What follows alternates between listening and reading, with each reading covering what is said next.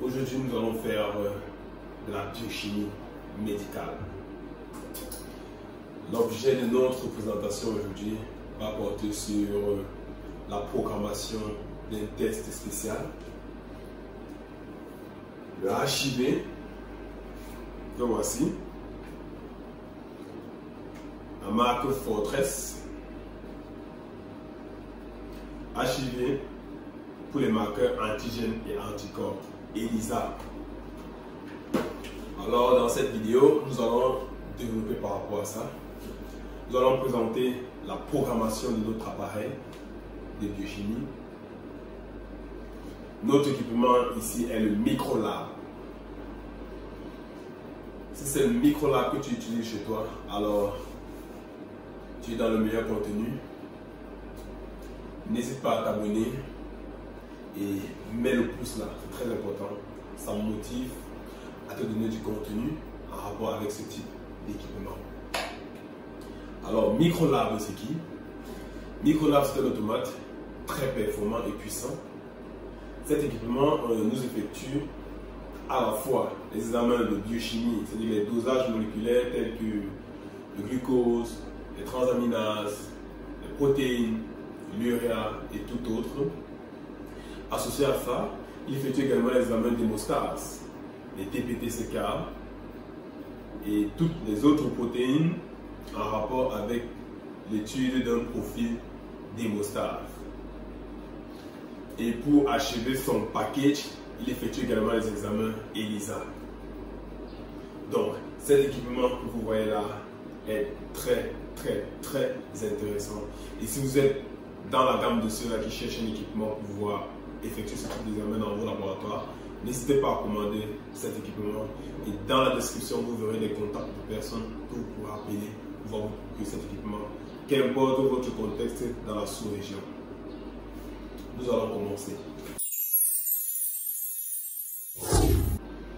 Alors, avant de débuter avec la programmation de notre équipement, il est très important que vous sachiez c'est quoi la programmation d'un équipement en laboratoire. Quels sont les éléments qui constituent cette programmation? Alors, dans une programmation d'un équipement, simplement parlant, c'est cet acte-là qui nous permet de donner des informations à l'équipement. Nous informons l'équipement de l'analyse qu'il doit effectuer.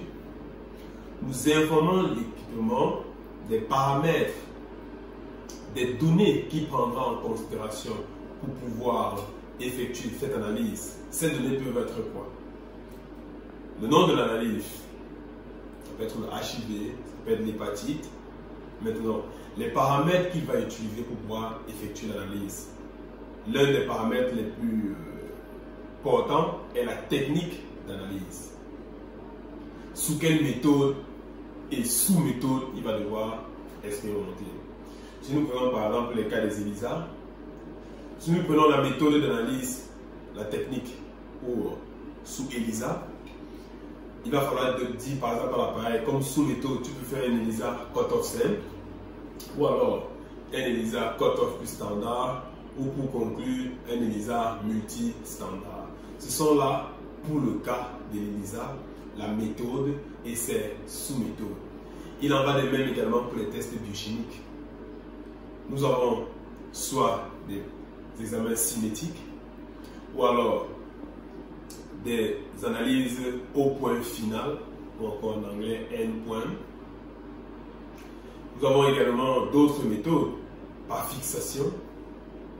Et associées à toutes ces méthodes, nous avons des sous-méthodes. Pour le cas par exemple des cinétiques, des analyses cinétiques en biochimie, nous dirons par exemple de la cinétique, une cinétique avec blanc plus standard, ou alors cinétique standard et blanc. Et toutes ces méthodes et sous-méthodes doivent être informées à l'équipement.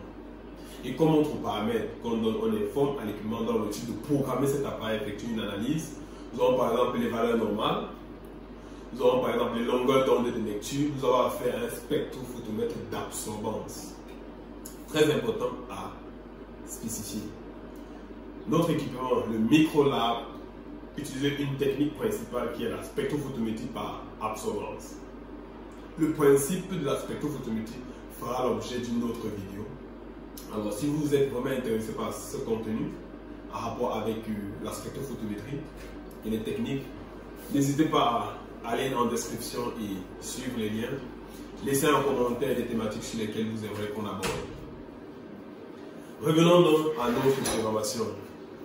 Dans cette même programmation, une fois que vous avez donné la définition de l'analyse que l'appareil doit effectuer, vous devez également associer à ça son paramétrage, ces informations que nous venons de citer.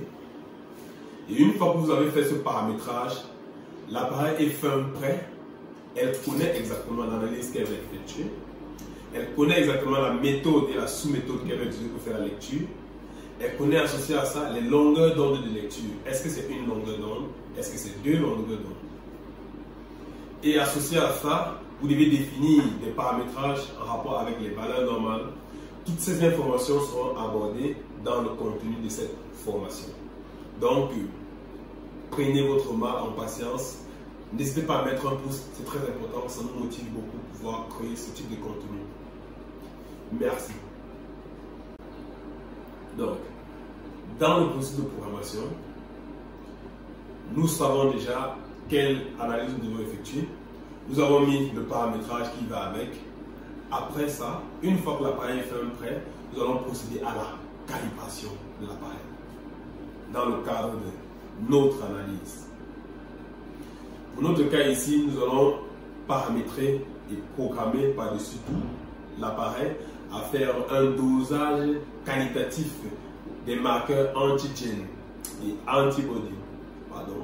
Si je parle en anglais et un peu en anglais et beaucoup plus en français, c'est juste que tous les dispositifs de laboratoire sont en anglais. Les meilleurs manuels sont en anglais. Les procédures sont en anglais de tous les fabricants, ce qui fait que il peut arriver que certains termes je prononce en anglais. Donc, ne prenez pas ça, ça peut arriver. Également, pour associer à notre programmation, cette calibration-là. La calibration, c'est l'étape même, simplement parlant, qui permet à l'appareil d'effectuer un test de lecture. Pendant la calibration, notre équipement va mettre en avant et en pratique un dosage. L'appareil va effectuer une formule précise, va effectuer une lecture selon un standard défini. Chaque protocole de calibration est défini selon les fabricants. Veuillez vous fier toujours aux recommandations et notices de l'appareil en ce qui concerne les instructions de paramétrage et aux instructions définies dans les notices de tout fabricant. Et dans chaque coffret, nous avons toujours les notices. Très important. Vous devez toujours vous fier à la notice. C'est au travers de cette notice que vous allez sélectionner et avoir toutes les informations à inscrire dans la machine. On ne les crée pas, on ne les fabrique pas. Le fabricant a conçu une analyse. Il va nous dire quelle méthode d'analyse il va falloir utiliser. Il va nous donner toutes ces informations, les longueurs d'onde, les limites de linéarité. Et par-dessus tout, dans le cas des ELISA, comment est-ce qu'on calcule la concentration seuil, couramment appelé le cut-off. Je tiens à préciser ici que ce cut-off est un paramètre très important dans la validation de l'aspect qualitatif, que ce soit qualitatif ou quantitatif du type de résultat.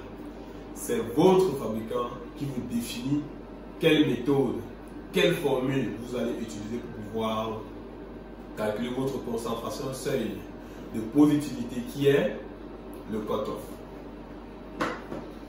Et afin de mettre en évidence ou utiliser cette formule, nous ferons dans le contexte d'une autre vidéo une formation sur l'équation générale de la calibration qui est très importante.